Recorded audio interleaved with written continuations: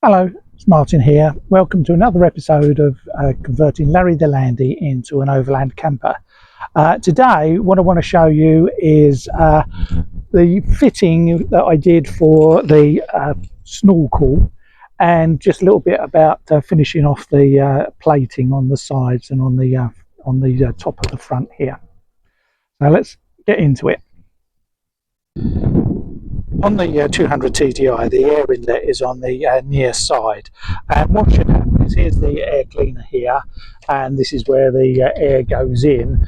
There should be a piece of pipe, and then it comes round and then it connects two pieces of plastic ducting that are shaped to fit underneath the heater and the heater motor, bend around the wing and come out from the air inlet grill here.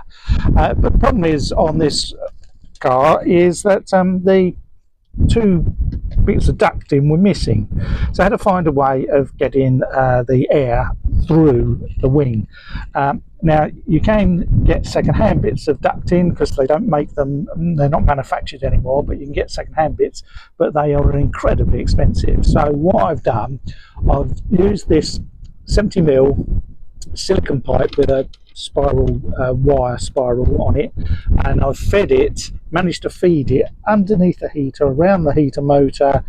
It bends a few times to get through the wing and eventually comes out just there.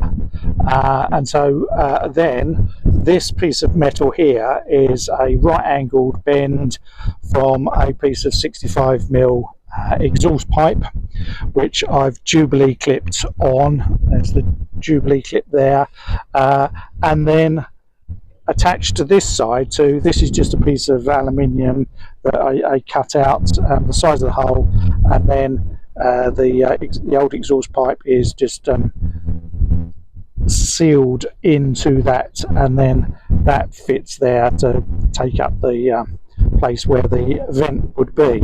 Then the new snorkel has got a piece of foam that fits around there, and it clamps on to the side of the wing, and then it's fitted, held in place on this bracket, which has got blind rivets onto the window frame, and that holds the snorkel up the top there.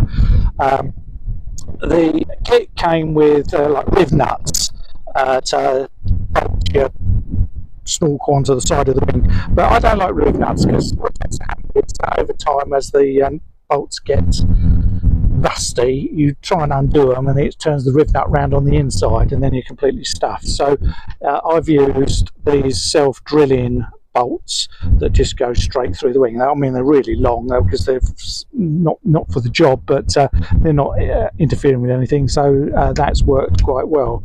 So eventually, when I've finished, I will probably put some sealant around this to keep it in place, a real good airtight seal, but I will have to take this off to paint, so I'm not worried too much about making it all, giving it a forever home, as it were, at the moment.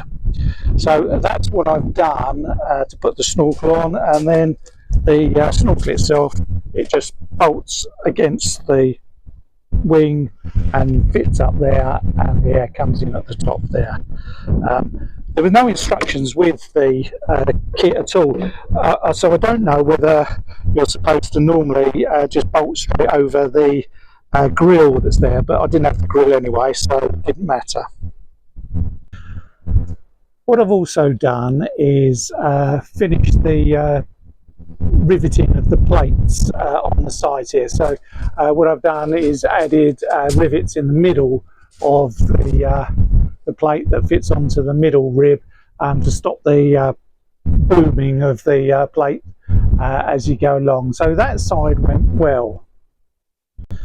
This side, the off side, it was slightly more challenging, but what I found was in the middle here, the old plating bows inwards, and so when I tried to rivet through, it was pulling the plate in. So what I've done, I've put on the other side of here plates to fit in between the two. I'll show you in a minute, and just bolted it in one place there. But even that has slightly distorted it. But if we look inside, I'll show you what I've done.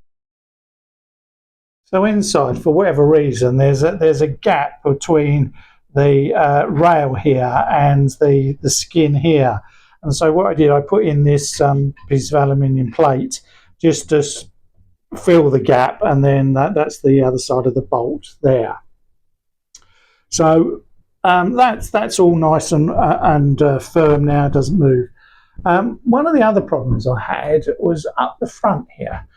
This plate at the front here, I measured, originally there was a window that was there, and I assumed that the window frame had been cut out properly, in that the inner frame is the size of the hull. When I took the window out, I found that top and bottom had been cut to the outer frame size, and this plate I'd only made a few millimeters bigger than that, because I was expecting to have loads of space, extra metal to attach to. I then found that these wooden ribs are not structural at all. They're just glued there. Presumably they were there to take a ply line in, and there was wood top and bottom as well. So what I've done, I've put in this angle, T-shaped angle. There we go, you can see that it's a T-shape there, and riveted that onto the existing to give me something to attach the actual plate to. So it's actually riveted along onto this plate here instead, and then lots of sealant. So it's not a brilliant job, but it's keeping out the rain. But in the fullness of time, maybe I'll have to make a bigger plate to go on there. Let's have a look at it from the outside.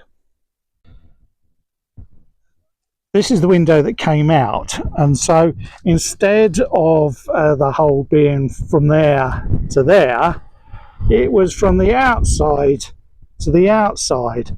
And so up here,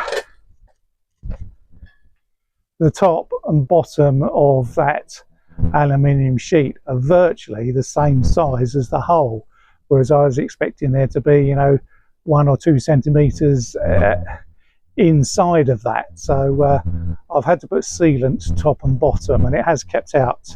So it may be okay, but we'll see how it goes through the winter. What I've also done is cleaned up all the old sealant off of the frames, cleaned the glass and polished that, and cleaned up the inner frames as well, and got the blinds working. And so in actual fact, I'm going to be able to salvage 3 of the windows that I've taken out and reuse them, which is quite good.